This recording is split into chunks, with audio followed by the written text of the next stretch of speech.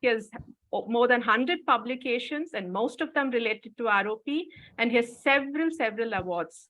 He's among the top 2 world scientists, and he's also an amateur marathoner. So over to you, Dr. Anand Vinekar, and I'm sure that the audience are going to be enthralled by your lecture. Thank you, ma'am. Right, I'll just quickly share my slide, and thank you firstly for this honor. As Dr. Subhadra was saying just before we started formally, that we have always hoped and prayed that the ROP initiative is actually led by the neonatologists and the pediatricians. And we will never say no to an invitation coming from NNF, IAP, or any of the sister organizations. So thank you very much for inviting us. It's our honor and our pleasure to present here. So since this was going to be a sort of a mirror of what I presented in Jaipur, I've only made it a few more additions that happened since then, and some interesting additions. One will be right in the beginning and one will be at the end. I was wondering whether we could mute the other attendees because I'm getting an echo. Is it possible to mute everyone else? Yes, I will do that, Dr. Anand. I'll keep track of it and I'll mute the others. Thank you so much. So I'll begin. I've been told to speak for about 30 minutes and try to stick to that, of course, so that we can have a Q&A and then the panelists will share their experience. So I am going to be talking a lot about technology and just want to make it clear that we have no financial interest in any of these devices. My talk will go through these. Very specifically, I will be touching only on mostly what's related to the Indian perspective. From the neonatology point of view, especially the medico-legal aspects and how the technology can be leveraged by you and with the help of ophthalmologists, together we can tackle this. I don't know if my full screen is seen because a part of the panel is getting covered by some captions here. Are you able to see my whole screen? Yes, we can see your full screen. Okay, great. Right. So India leads the number of all the countries in the number of preterm babies, and you all know that. And all of you all do an excellent job of keeping these babies alive. Unfortunately, we've not kept in touch. We've not kept track of the speed at which you all have improved the survival, not just in big cities, but in towns as well. And when you just look at the scenario, it's really a demand-supply issue here. So most of the babies that require screening, if we look at that, and all of them coming mostly from the rural areas, and you extrapolate some of the data, then every 2 hours, 3 babies in India require treatment. So why is this such a big epidemic? Well, this was a great editorial written by Dr. Sara Datta and others, where they looked at all of these problems. And this is where India probably is at the junction of the point where we are going to an explosion of what's now almost going to be called the 4th epidemic of the disease. And that's because of all these. Important from your perspective would be the fact that continue to use oxygen without blenders. Pulse oximeters to monitor are not available everywhere. And even now, the pediatrician, not so much the neonatologists, but the pediatricians have less awareness of ROP itself. Of course, that's changing because of the medico-legal scenario, but that is something that we can work on. This is an article that I came across just today, sent by my neonatologist friend Sam, who works in Australia. It's one of his recent publications. And this is just to show you that using the 1960s Wilson and Junga framework, which shows you how a disease is important from a public health perspective, ROP screening and treatment fits into all of the 10 criteria, and they're listed here. So it is a public health problem. We have an accepted treatment. There are facilities for diagnosis and treatment. Fortunately, it has a latent period, and even when it comes to a treatment requiring stage, it can be treated within 48 to 72 hours. There is a recognized test. The test is acceptable. Yes, it's uncomfortable for babies, but when you look at the benefit from preventing it from blindness, that is something we can accept. We have a fair understanding of the natural history. Of course, anti-VEGF changes a bit of that. We have an agreed policy. Now we have a national operational guidelines, and the cost effectiveness of doing this has been established, and it's not a one-time cross-sectional. So you can look at and see that ROP really fits the bill for a public health disease. The current screening guidelines really started with the NNF leadership in 2010. And this was when there was a little bit of ambiguity on what happens between 1,750 grams to 2,000 grams. Fortunately, all of that confusion has been laid to rest with the RBSK guidelines that came out in 2017. And then the operational guidelines that was culled out of that to talk only about the ROP program in 2018. So I'm going to now tell you what's common between the two, which is what we follow all over. So it has then been tested in the community to see how it is very valid. And these are some of the publications that tested it in the community as well. Now, what we want to take home is whom to screen, when to screen, and how long to screen. So this is a very easy way to remember it. It's called the 1, 2, 3, 4 rule, which means the first screening should be done for babies born less than 2 kgs and or less than 34 weeks. So that's where the 3 and 4 come from. And this is from the operational guidelines. So these are the babies who need to be screened. Where do you screen them? Well, when do you screen them? You must screen them definitely before 30 days of life, as Dr. Subhadra popularly calls it, 30 din roshni ke. Or you want to do that first screening before discharge. And that's one study that I'll show you.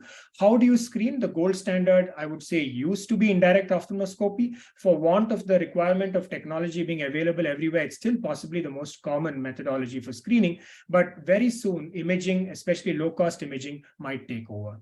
Now, when to perform the first screening? This study that we did in 2 rural areas showed that if you screen once before discharge, you will have 8 times more enrollment and lesser attrition of follow-up. So this is because the average NICU stay is just less than 8 to 12 days in most SNCUs. And if you're going to wait for that 3rd to 4th week, where all of us used to do the sweet spot, you'll tend to miss a lot of babies. So here it is, the legal and the clinical caveat: first screening before 30 days and ideally once before discharge. Now, where do you screen? Well, you can screen these babies even through an incubator wall. This is Dr. Dogra's group, shown years later that you can treat a baby through an incubator wall. Then why can't you screen? My point here to the neonatologists is that don't wait for a baby to become systemically stable, because it's the sickest babies who have the worst disease. So follow the guidelines, even if it's a cursory look of the posterior pole where your ophthalmologist can tell you, okay, there's no severe plus, there's no zone 1 disease, it's okay. And then you can always schedule the other screening visits after the baby is more stable. This is the indirect ophthalmoscopy. It's easily done by a trained person. You can move the baby, you can move yourself around, you can put it on a mobile trolley, and there are very standard instruments and standard ways of nomenclature that we look at. Now, we are also very proud that India was the first country to allow retinal imaging as the mode of ROP screening. And this is in the national guidelines. And not only did we say it's a modality of screening, we also said it can be done by non-ophthalmologists, of course, provided that they are trained. So the trained technician, the district early intervention center, optometrist, and so on. But this is something that we've done in the KidROP program, and I'll talk about that a little later. This is the camera. This was the very first iteration, actually, in 2016. It now has several installations. It has an FDA and a CE approval. And the newer device of the newer technology that they've come out with is also even more wide field and has an angiogram ability. We'll talk about that a little later. Now, when do you terminate screening? This is often an asked question, especially legally. So don't terminate a baby's screening protocol if it is less than 40 weeks of corrected age, because normal vascularization will occur between 40 and 45 weeks. And of course, if you see the disease, then you need to look at it until it either regresses or it requires treatment. Now, we've come to where to screen. That's in the NICU or in the ophthalmologist's clinic. And okay, so the simple thing here is the moment you see a baby, only three things can happen. Either it's completely normal, that the blood vessels have reached the ora serrata, or it has ROP, some disease that needs follow-up, or it has ROP that requires treatment, which we now call type 1 ROP. So it's only 3 of these management decisions at each screening. The next thing you want to do is document it. It's so important. So what are the ideal way to document it from the operational guidelines? I'll share that with you. So here is when we use imaging, the green block that you see is when both eyes have a mature retina. The orange is when it has some disease and requires follow-up, and the red is something that needs to be flagged for the specialist to see, possibly requiring treatment. And these are, when we're talking about accrediting non-physicians to do this screening, there are levels and there is a protocol that we've set in place, and that anyone can really be accredited to do that, even pediatricians or pediatric nurses. So how do you document ROP? One of the best ways to get the parents involved and have ownership into the program is to give them an ROP card. So we've been doing this for a while. We now have it in the local language where we have an FAQ on what the disease is all about and why it's important to screen them. Make sure to write the exact date, time, and venue of the next review, not just 2 weeks or 3 weeks. Be very specific about that, because mostly you will have an ROP program that screens a particular NICU on a particular day and possibly at a fixed time. And of course, if you're doing online imaging, then there is a protocol on how to save these images, and you have to follow the most important, most relevant government protocol on how long to keep this data.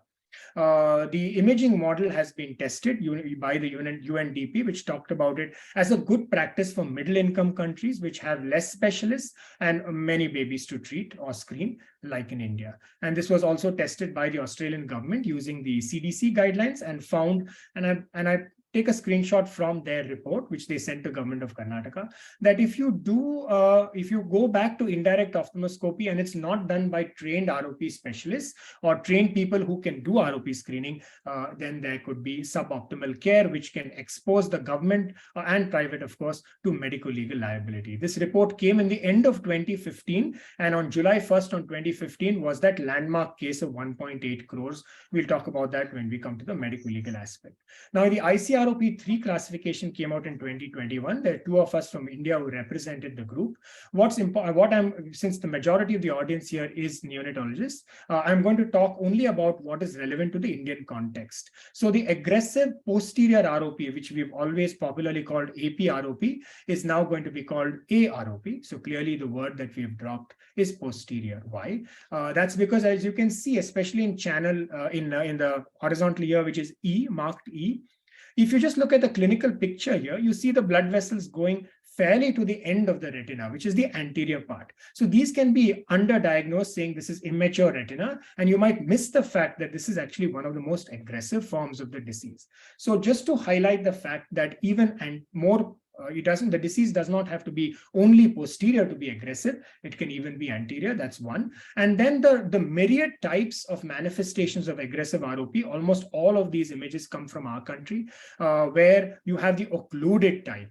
Earlier, you always believed that aggressive posterior ROP had very severe plus disease. No more so. It can, in fact, go on to the other extreme, where you have extremely occluded vessels that mimic posterior uveitis. So it might be misdiagnosed as vasculitis or retinitis, when actually it is nothing but aggressive ROP. So these subforms of aggressive ROP are now all come under the one umbrella of aggressive ROP. The other two new terms that have been introduced, one is this persistent avascular retina. So what is this? This basically means that either the ROP will regress on its own, or the vessels go to the ora serrata, which is the end of the retina, on its own or after treatment, or you have this significant section of babies who do not vascularize, which means a part of the retina is still avascular. So this is persistent avascular retina. For us, it is 2 disc diameters or more of avascular retina. And unfortunately, it's become very common to see PAR after anti-VEGF treated babies. So that's why it's made a highlight. Now, again, reactivation, we almost never saw it if the laser was done well.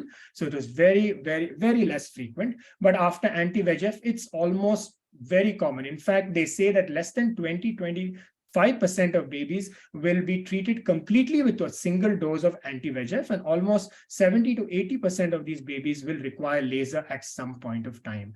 Reactivation, however, is something that when the disease comes back, and again, it can fox your ophthalmologist, because reactivation happens in different forms. It doesn't always have to have a ridge or a stage 3 coming back. The reactivation can be simply only be a vascular component and not a ridge component, or it can be both.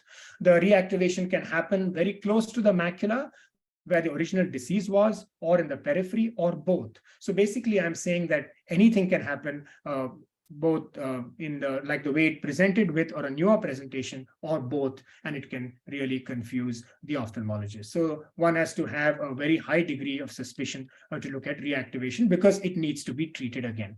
The medical legal aspects, this is the case I was speaking about. This was July 1st, 2015. You can see the screenshot. That was that day's newspaper, 1.8 crores. Actually, it is the highest payout of any medical legal negligence case in India for any disease. And that really woke up several governments and, of course, the private sector as well. Unfortunately, as of last month, few months ago, we've had 10 cases. All of them have involved pediatricians. One of them has involved an ophthalmologist as well. And all the cases so far that have gone up to the Supreme Court or the National Commission, have all gone against the doctor. There are several points that we can learn from these judgments, and that's what we try to do in this publication. So I'm only going to now touch upon what is neonatologist or pediatrician related. So firstly, many of these SNCOs or NICUs do not or did not have a screening program, or they delayed referral for ROP screening. There was clearly no clear education of the parents saying that if you fail screening, your baby can go blind. And in 2 or 3 of the cases, there was no protocol or documentation of the oxygen supplement used. So what are learning from these cases? This is something that we put out through the society, the Indian ROP Society. So obviously it means use the most updated guideline. In this case, it's the RBSK and the operational guidelines. Screen babies even when they are sick, even through the wall if needed, as I just showed you in that video. Consent form should be taken for every session, every visit, because it is a separate entity and the court will not accept a blanket ROP screening consent for all the screenings that might go on many number of times. Document the method of screening, drops for dilatation. This, in one of the cases, the court said that if you've not documented the drug that you've used for dilatation, clearly means that you have not screened and you are just fudging documents later. Counseling is so important, not just telling them that you need to come back after 2 days. In our case, we actually show the image and we show them where the immaturity is or where the ridge is, and they completely get involved. But counseling is important. Documenting that you've counseled is also very important. In one case, the fact that multiple gestations was not asked for and the twin having also turned blind was also something that we learned from. Continuing on what we've learned, written documentation. Obviously, any lawyer will tell you document. Well, the same is true here as well. Legibly recorded using scientific terminology. So if the ICROP 3 classification talks about it as immature retina, then don't use the terminology of stage 0. So these are the things that we need to take care of. Retinal imaging whenever possible. Record a discharge from ROP, especially if you're transferring the baby from one NICU to the other. It almost becomes your responsibility to make sure that the continuation of care happens in the NICU that receives the baby. So that's the neonatologist communication and indemnity. Now, things like this, review after 1 month, not a good idea. If you write nil VR intervention, no evidence of ROP, this case actually went on to turn blind after a few weeks because the parent never came back. And what went against the doctor was the fact that he'd written no VR or vitreoretinal intervention. These are also cases that we unfortunately encounter where treatment is not done by completely trained people. This Dr. Azad calls homeopathic laser. The ridge, the disease is so active, the laser is very inadequate. And of course, you can save these cases if you detect them on time. There's something called a posterior laser nowadays that we do, where we can save even these very bad rays. This is not so bad, there are worse, where there's almost going into a stage 4A that can be prevented from going from surgery if you only intervene in time and do a secondary laser. This, for example, is from a tertiary care center where they have marked out some spots that they have done, that they have lasered, and they have even said that, few laser scars seen temporarily and so on. And they've called this baby 2 to 3 weeks later. The point here is that the laser has been done, but it's done on the normal retina. And the part that requires laser here in the lower picture has not a single spot of laser at all. So these are the medical legal issues. So what's happening now is that a group of ophthalmologists who may not be fully well-versed or trained to take care of this, write something on the file, the patient goes for a second opinion, gets imaged, and then they go to court. And then the onus falls obviously on the ophthalmologist who's made that wrong record, but also on the pediatrician, neonatologist, because they say it is your duty to send to someone who was trained. So laser is gold standard, yes, and this is something that neonatologists always talk about. Pain alleviant, and there is the PIPP score, there's the other scores that you all speak about. So we've been using this 10%, 5% dextrose, sterile gauze, lollipop, and we use it throughout the procedure. And it really helps, we means the ophthalmic community in India at large. It helps preventing hypoglycemia, it calms down the child, and of course the surgeon as well. And you can pretty much laser on any surface. You can laser on your incubator wall, on the incubator, the neonatal warmer, and here on the RedCam machine itself. This is an example of how an early 4A can be prevented from going from surgery because of very aggressive management of posterior laser. So this is something new that we are now talking about. The standard laser was only the avascular retina, but now there is something called doing it in front, which is posterior laser. There are a few rules to be followed: how posterior you go, when do you, how do you follow it up? And these are subsequent images to show you that the traction completely goes away, and this baby does well even without surgery. Now, anti-VEGF agents is here to stay. It is obviously very effective when you use it correctly. I'm going to share two surveys. This is from the Indian ROP Society, or about 200 odd members, about 100 of them comfortable with doing treatment. We published this in the Indian Journal, which shows so this is to give you a rough idea on what's going on with the anti-VEGF thing here. So the indication still, the most common indication for us to use it will be aggressive ROP. At that time, it was called aggressive posterior ROP, or zone 1 disease. But certainly in zone 2 disease, the classical stage 3 or stage 2 with plus is better managed with laser. The preferred anesthesia is still topical. Earlier, anyway, the people who used general anesthesia were the ones who were doing it before, and now almost everyone does it under topical. The procedure, the best site to do it is in the operating room of the ophthalmologist clinic or the ophthalmic hospital, and that's because we are petrified about endophthalmitis. So doing it in a sick NICU, unless it's absolutely a moribund baby who cannot be shifted into the operating theater, we would still prefer to do it in the OT. And both eyes at a time, yes, 68 to 70% of specialists do both eyes at a time. There is a special consent to do that, and that's of course for logistic reasons. The preferred anti-VEGF is still bevacizumab, and the reason is there are fewer recurrences, and the vessels start growing for longer. So even when you have to intervene, it's many weeks later, almost a couple of months later. The recurrences that happen with the ranibizumab, which you all might have heard as Eccentrix or Lucentis, they happen more frequently and they happen earlier. The dose is still 1/3 or half the adult dose. The distance from the limbus is 1 millimeter up to 1.5 millimeters. And the weekly scheduled follow-up is the one that's most common. We do that for about 4 to 6 weeks, and thereafter you can shift to 2 weekly, that is fortnightly, or even after a month, till two things occur. Either there is a recurrence, or you have to treat the persistent avascular retina that we spoke of. This is the summary of the current indications on when we would use anti-VEGF, so aggressive ROP. This is from your own CPG guidelines, 2019-2020. Just want to highlight the fact that the CPG guideline says that it should not be used for zone 2 ROP, and we agree completely. The follow-up here is at least till 65 weeks. The point here is, of course, much before 65 weeks, you have follow-up fatigue and attrition because the parents come from rural areas, at least in our center here. So here's something that we have not yet published, but this is something that might come out as a guideline soon. Based on the drug, our follow-up pattern slightly changes. But what's important here is either if there's a recurrence, then we don't talk anymore, we do treatment, and it should be done with laser and not another injection, and I'll show you why. Or there's persistent avascular retina, and this is where the guidelines need to be made. So if the vessels have reached zone 2 already from zone 1 or zone half or posterior zone 1, well, then that is success achieved, because after that there may be vascular, the growth may not happen. There may be complete stunting. The second thing is you wait for a post-menstrual age of about 48 to 52 weeks, or the current weight of the baby should be around 4 kgs. And the rationale of waiting this long is 48 weeks is for fovulization, and 4 kgs is because of insulin growth factor, which is increased in the blood, and that, as we know, reduces ROP.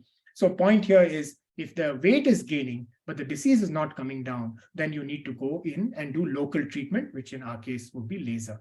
And of course, one more point here, I'm not sure the font is small, is if you don't have facility for general anesthesia and you need to do it under topical anesthesia, then 4 and 5 kg babies are quite feisty and they move a lot and it's difficult to do it accurately. So your threshold may change. And the last point here is, of course, patients unlikely to follow up. And that's a really important criteria in our Indian scenario.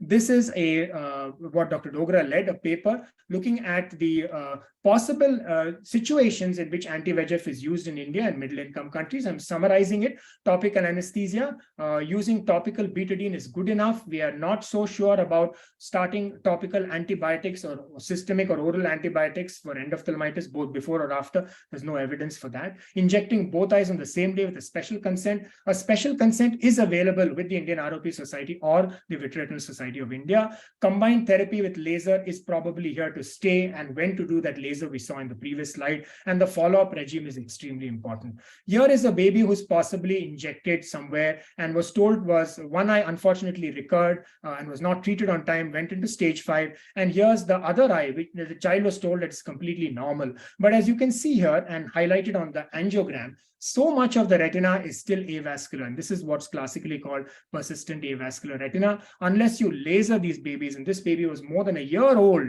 when it was lasered, so clearly under general anesthesia, until you do that, of course, the disease doesn't go away.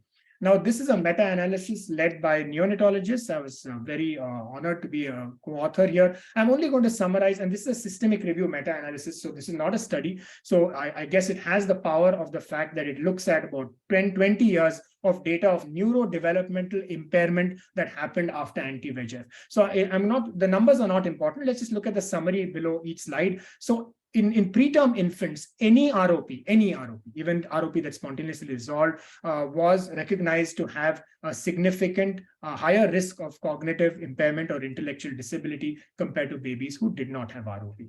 Right. So I guess that was intuitive enough to believe that these were the sickest babies and therefore the sickest risk factors. Now, one step ahead, again, intuitive, that the babies who had disease that required treatment, type 1, had, again, a higher risk of cognitive impairment compared to babies who had spontaneously regressed ROP.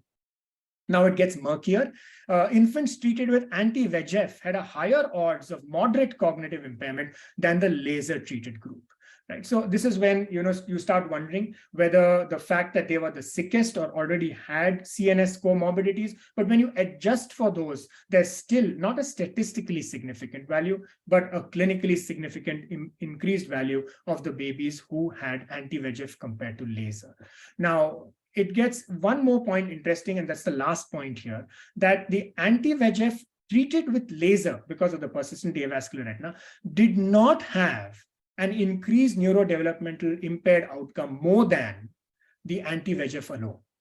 Now that's really food for thought. Does that mean that by doing the laser, you have quelled the remnant of ischemia that eye had, and therefore with some positive feedback, changed all of the things that happen because of a smoldering disease, and because of that, did you protect this baby from neurodevelopmental impairment? That's something that prospective studies will have to answer. But what this brings out is two things. One is there is no role for a second injection. If there is a reactivation, unless you know it's a failure or a poor technique, there is no role for a second injection right now. One must go in with a laser. And the second thing is, don't give anti-VEGF just because it's easier to do. It is easier, but that should not be the reason. The reason should be aggressive ROP, zone 1 or posterior zone 1, or the other things that I showed you on that slide. So I'm now going to talk about newer technologies to manage ROP. All of this has been developed in our country. So this is that Indian camera, and now the angiogram module is being developed. It's probably ready. There are a few people who are clinically testing it. We completed the clinical study. And then there are even cheaper, more affordable devices, but these are not wide field. They use a mobile phone, they use a stand, then you need to attach the 20 diopter. They work great for photo documentation, not necessarily wide field and not necessarily integratable into a telemedicine program. In the newer imaging techniques, obviously angiogram is not new, but its indications are becoming new. Now, for example, in this case, the clinical picture will look at, yeah, a partially done laser and some amount of disease that's here. Now, what I need to tell you here is this baby's been injected and partially lasered, unlike that one that was not lasered at all. And 8 or 10 months after, the disease is still active. You know that because in the angiogram, you see this activity where there's leakage of the dye coming out of the leading edge. This is another modality, or OCT angiography, which is angiogram done without the use of a dye. It's very popular in adult vitreoretinal practice. We try to publish a case report first of one case where we were able to look at the deeper extensions. Remember, this is dye-less, so the other risk factors of doing the dye-based are not there. And then we followed up that with a more prospective study where we looked at babies who had 6/9 or better vision, who historically had ROP, either spontaneously resolved or treated, and then compared it with controls. And you all may not be ophthalmologists, but just look at this here, the top one, which says SCP. Remember, all of them have good vision, 6/9 or better, and they're aged 5 to 10. But look at their foveal avascular zone. It is not avascular in type 1 and in type 2. So this type 2 cohort is a group that did not require treatment. It had spontaneously resolving ROP, yet it does something abnormal to the fovea, which may not affect vision. But does it affect fovealization in some other way? Is stereopsis affected? Is long-term vision affected? All of that is questions to be asked. But the point here is we now have technology to look at subclinical features of this disease. Subclinical brings me to this point where we almost serendipitously picked up what we now call macular edema of prematurity. And if you saw this in an adult, we would all treat. But in a baby, we found that it's spontaneously resolved. But what we found was in the cohort that had the edema, when you followed them up to 1 year of age, they had low vision to begin with. And unless they were visually stimulated and then checked periodically, they might have lagged behind. We now use OCT to detect which of these babies may have poor vision despite having a quote-unquote normal-looking retina. And these are some of the features that we won't get into the details, but some of the events that have to happen during the time of fovealization, which is between week 40 and week 48. And that's the critical time, really, where the fovea should become normal. This was one of our PG thesis that was published, where we are now using contrast sensitivity, which we are detecting at the very first screening. So that's really important. At the first screening of a baby for ROP, we are able to measure the contrast and then use that low or normal contrast to predict whether these babies will have lower vision at 3 months or 6 months. So that's the beauty of doing these very early interventions and early diagnosis. So KidROP, I'm going to quickly talk about that because I was asked to. So this is a telemedicine program that Karnataka has since 2007 and 8. We've now matured to use the newer technologies. We have a turnaround time of a few minutes as compared to other programs where there is a reading or a grading center. And this has grown steadily as a public-private partnership from 3 hospitals to 144. And there are a few other states that we have been happy to mentor. Now, this is a busy slide just to show you that this is what happens every day. There is one zone that is serviced by one camera, and they move around within a week to 5 or 6 districts, and each district, their government hospital, private hospital, and so on and so forth. On an average, we do about 2,500 to 3,500 imaging sessions per month. This is how it first got prominence in 2009 and 10 because it was considered use of technology for the rural outreach. And it was a case study both by IIM Ahmedabad and Bangalore. And then we had to first publish it in a business journal before we were able to validate and publish it in ophthalmic and pediatric literature. So what's important here is while you are screening for ROP, there are a host of other conditions that we will find. And I think that's really important for neonatologists to know because many of these are co-managed by you, like the salt and pepper retinopathy or a cherry red spot. And, already the differential diagnosis is flying into your mind. So, and of course, retinoblastoma that you see there in a picture here, which we have to manage much earlier. This actually gave birth to the 2012 paper where we looked at universal screening. So this was even before Government of India thought of RBSK, where we did 1,000 babies in a government hospital. And we found that about 7% of these babies might have different conditions. And when you extrapolate that to the Indian population, about 50,000 babies in India will have surgically amenable conditions that can be detected within the first week of life if they are imaged. And this goes up to almost 2.5 lakh babies who will have other conditions that are co-managed. So a year later in the NNF journal, we wrote a commentary, and then subsequently 2015, the Universal Screening Guidelines came out, which, as you know, then became the RBSK, and Dr. Suman is leading an initiative where we're now talking about universal screening itself. So we then decided to move training on the online platform. Fortunately, we had this platform ready before COVID, came very useful then. Now, how is it going to impact neonatologists? Neonatologists are now considered, the ophthalmology-led model is now suggested to go to a pediatrician-led model, and that's because of the use of lower, more affordable technology and the fact that there's an ownership from the pediatric department. In fact, the operational guidelines, the logo was a flower, and the center of the flower is the pediatrics or the child health department, and all of us, including ophthalmologists, are mere petals into that center face. So, that's the importance of why you're posting this program. Now, here is what happens in online training. These are nurses who've come to us from different states. They get trained a little bit on site, and then the rest of the hand holding and mentoring happens in their NICU with our resource people helping them get better images, report, record, and so on. This was our preferred practice guidelines that we brought out as a society during the COVID pandemic, and this was way before any other guideline came out. In fact, March 30th, 2020, about 8 days after the first lockdown, we published these guidelines on our website, which eventually made it to a peer review publication. Hopefully we've seen the back of the pandemic, so I'm not going to get into this, but what we lowered was the threshold for treatment, and follow-up we changed a little bit. This is my colleague and I treating a baby in April 2020, a COVID positive baby in a rural hospital. You can imagine where we had no idea that we did not require to do all of this, wearing that kind of a PPE, but that's how I guess we've all evolved.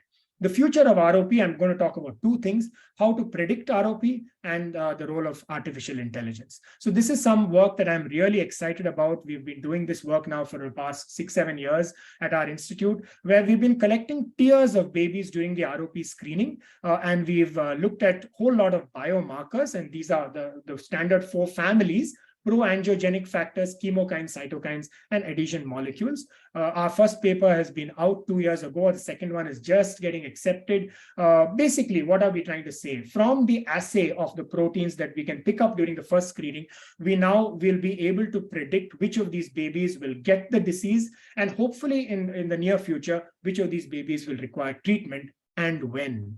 And all this is possible because of the interplay between these 4 families of biomarkers that we are seeing in the eye. So that's really exciting times, and we are hoping to have a point of care kit where these tiers will be taken in the rural areas when all the screening is going on, so that we know when to call these parents back with their babies, so we can triage them better. So a baby with a higher risk can be called more frequently as against a baby who is at low risk, and so on. Of course, a lot of validation needs to be done, but some amount has already been done, and it's very exciting results. Artificial intelligence, well, it's a word that is a buzzword, I guess. We've been doing some work, and there are other groups as well. Dr. Sucheta's group in Maharashtra and Dr. Parag's group in Coimbatore have also done good work in AI. And what we've been using here is that basically it is device agnostic. So you can use the RedCam, you can use the Neo, you can use any other device. It goes in through it. This was the one where we are now integrating an AI model into our telemedicine platform. The top image is the infrared, which basically is the so-called gold standard, where I tell you this is stage 2 and the one on your right is stage 3. And the one below is where the AI model is picking it up and saying, yes, this is stage 2 and stage 3. Right now, the accuracy is in the early 90s. It's good, not awesome, and there's work to be done. We're finally, for the past 1.5 years, expanding.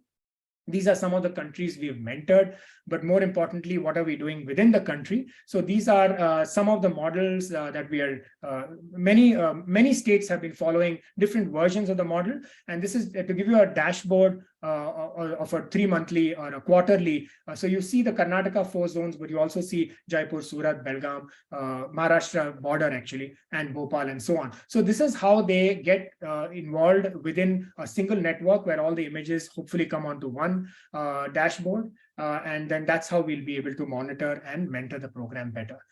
This is a very recent publication that happened after the Jaipur meeting. It's in the Lancet. This is Sam's work, Sam's PhD work. And basically what this is looking at the most successful program that pediatricians and the government has run, and that's the polio eradication program, and the 5 strategies that was followed for the polio eradication program, and taking it into the ROP program to see where we can learn. So the points in black under the ROP column are the ones we already have, and the ones in red is work to be done. So mobilizing political and social support. Yes, we do need to mobilize more of the neonatologists, obstetricians, and film stars. Who doesn't remember Do Boon Zindagi Ke, said by Amitabh Bachchan or Hema Malini and so on. So all of that, we don't have a superstar.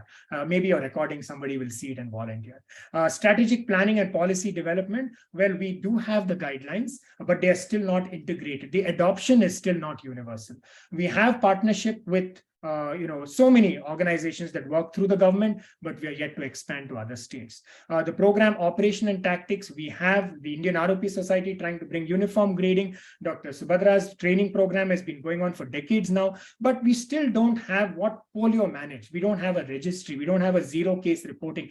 We unfortunately don't even have uniform reporting. So all this is work to be done. And finally, the IMB, the Independent Monetary Body, which worked wonders in polio. That's something lacking in the ROP. But here's something that we can talk about as a policy, just to show you that we can make a huge difference when we get into the ROP screening program. This was a study where we looked at 10 states that have this problem and look at the amount of blindness burden you can prevent using the formula of number of babies prevented from blindness into per capita income into the life expectancy. Just in the KidROP program, by the almost 3,700 babies we've treated, we've prevented 3,500 crore of blindness just by doing a timely intervention. I'd like to end by thanking all the collaborators, starting from Government of India, all the societies, associations, both in India and abroad. Thank you so much for this opportunity. And once again, thank you, NNF, IAP, Neocon, for giving us this opportunity to present ROP.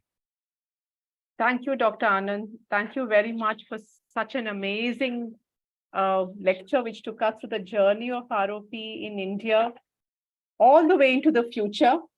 And I'm sure that it was a lot of information packed into half an hour, and I'm not surprised that people are asking for the recording already, because they would like to go back and go through it much more slowly and probably understand all the work that you have done and the future of ROP. Thank you very much.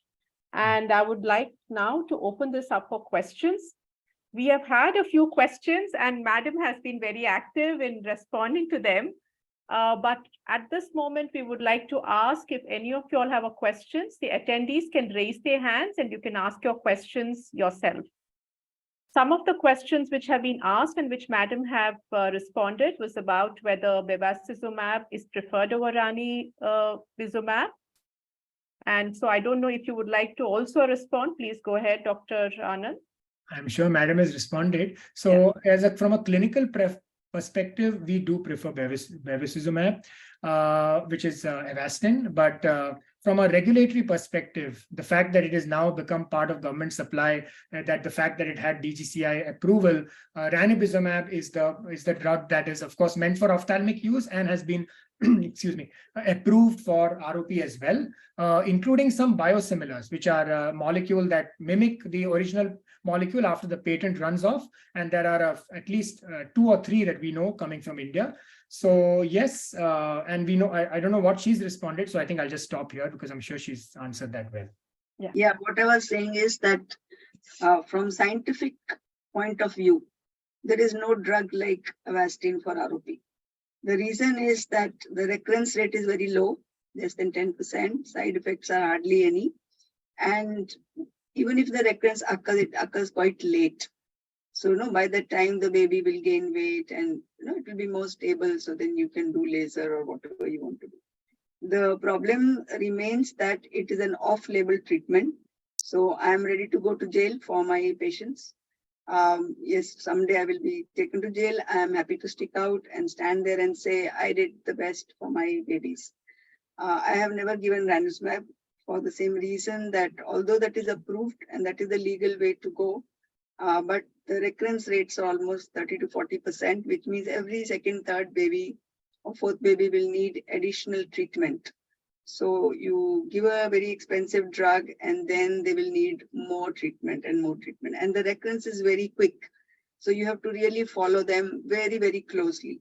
Whereas with bevacizumab, actually I follow only 1 week first just to make sure that there is no side effect and the drug is working, and then I follow monthly.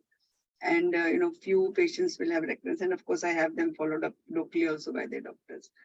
But the problem occurs in many places that it has to be aliquoted, or you have to use multi-dose vial, like from the same vial you need to pick, poke and take it out. People are not that worried about multi-dosing because all your vaccinations, those are multi-prick vials. So so that is sort of standard of care, that is okay. To prick the vial multiple times. But if we don't want to do that and we have to aliquot, then we need to have a pharmacy who does that for you and then checks the sterility 24 hours before. So then we can only release it later. So we are fortunate that we have a very good pharmacy where we do it, but others may have difficulty. So they use multi-dose vial. But if you see the survey which Anand showed amongst ophthalmologists, still the bevacizumab so many people use, not only in India but all over the world, not only for children but also for adults. Everywhere we see that Avastin is used more, but it is all off-label. It is illegal in a way.